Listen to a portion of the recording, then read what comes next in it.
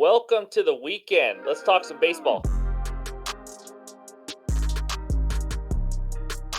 What's going on, everyone? Welcome back in to another episode for Just a Bet Outside. I'm your host, Steven. Special Saturday edition. That's right. Welcome to the weekend. Hopefully, you guys can enjoy it. We got some baseball, we got some NBA finals. It's going to be a good weekend. We went 1-1 on the bets, 1-1 to be technical, but the push doesn't really count. We're just gonna say 1-1. We lost that parlay, unfortunately, couldn't come through, but it is what it is. Let's bounce back and have a nice little sweep today. What do you think? Also, big reminder: do not forget we're going live on Sunday, an hour before tip off for Game 2 of the NBA Finals. Can the Heat make some adjustments, or are the Nuggets just gonna roll them out of town? We will find out. It's gonna be a lot of fun. Hopefully, you guys can join us. In this video, we still got good hitter matchups, good pitcher matchups, and I got a couple MLB best bets for you. Also, real quick, the Discord had some changes to it. It's looking really good. Shout out to at Small Mind. He's the man. We got some bots in there to help you out with stats and different things like that. We have some betting contests, all these kind of things. So if you only want to join for some of the free channels, you can do that too and talk some sports with some people and have some fun. So hopefully you guys can join that fun community. I think we got like 600 people in the Discord as of right now. So Discord link is below. But that's where we're at, guys. Are you ready for some winners? Let's do it. First, let's start out with that bets recap page. There it is. Over 9, Rockies Royals. We had a push. The Royals had the bases loaded and 2 out in the ninth inning. All we needed was one more freaking run, and they didn't get it done. But we'll take a push. Merrill Kelly over 5.5 Ks. I know he did it. I didn't see his final number because once he hit 6, I got excited and didn't follow it again. Um, Third bet: Giants minus a half run in the first 5 innings. It was 2-2 in the bottom of the fifth. They had 2 guys on, nobody out, and then my phone lost power, so I had to get back on Discord after, and they said they hit into a double play, so that sucked. We just needed one hit. We're literally a hit or a pitch away here and there from having a 3-0 day today. That's right. And then that Friday parlay, Marlins won easily. I believe the Padres lost.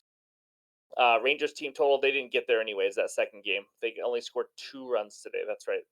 But it is what it is. So 1 in 1 day, I'm not going to count that tie. That's like a soccer or football type of record. I don't want to do that. So, anyways, we are 118 and 114 on the year, down 1 unit, 1.09 units to be exact. We're going to turn it around. We keep bouncing around even from down 1 unit to up 1 unit. It's just driving me crazy. But, anyways, let's kick it off with some good hitter matchups. All right, here we go. We only got 3 good hitter matchups today. We got a doubleheader between the Rays and the Red Sox, changed some pitchers, and there's just a couple other pitchers that got changed. So now we only are down to 3. Let's start out with Mr. Jonathan Scoop of the Detroit Tigers. 8 for 25, 2 doubles, and 2 home runs versus Dylan Cease. But I will say this: Scoop is only hitting 214 and 84 at bats this season. So just want to let you know. Freddie Freeman of the Dodgers, a mainstay on this sheet. 6 for 17, 3 doubles, and 1 bomb versus Garrett Cole. And then the third and final one, Kyle Tucker of the Astros, 5 for 14 with 2 home runs versus the lefty Patrick Sandoval. Those are the 3 best hitter matchups. Let's move on to those pitcher strikeout matchups. All right, let's go. We got 4 good pitcher strikeout matchups. It starts with Mr. Andrew Heaney versus my Mariners. We know Mariners' sixth highest K percentage versus lefties at 25.8%. Andrew Heaney, 55 Ks in 55 innings. He's gone 6+ innings in 6 of his last 7 starts. And he faced the Mariners on May 9th, and he had 7 strikeouts in that game. So, second one, Yuri Perez versus the A's. A's second highest K percentage versus righties, as we all know, 26.2%. Perez, he is a young flamethrower, guys. I don't know if you've seen him pitch, but it's a lot of fun. Anyway, so far he has 19 Ks in 19 innings. In only 2 home starts, he had 7 Ks versus the Reds and 6 Ks versus the Nats. And the Nats do not strike out a lot, as you guys know. The third one, Logan Allen, the lefty, versus the Minnesota Twins. Twins' second highest K percentage versus lefties, 27.8% strikeout rate. Logan Allen coming off his best performance of the year, maybe his career against the Orioles last time out. I know because I bet the Orioles in that game. Allen, 43 Ks in 39.2 innings, and he had 10 versus the Orioles last game that I was just talking about. The final one, Yu Darvish playing against the Cubs. Cubs, fourth highest K percentage versus righties at 26.4%. Yu Darvish, 59 Ks in 56.2 innings. He only threw 63 pitches in his last game because he got absolutely crushed by the Yankees. But I just want to let you know, sometimes when people get taken out early and they're only throwing 50, 60, 70 pitches, they come out a little better the next outing. So just want to let you know, those are the four best pitcher strikeout matchups. Now let's dig into the best bets. Game number one, the New York Yankees at the Los Angeles Dodgers. What a series. Yankees money line minus 125, Dodgers money line plus 105 with an over under of 9 runs. I'm going to get right into it. My best bet in this game is the Dodgers team total over 4 runs at minus 105. We got Garrett Cole on the mound for the Yankees.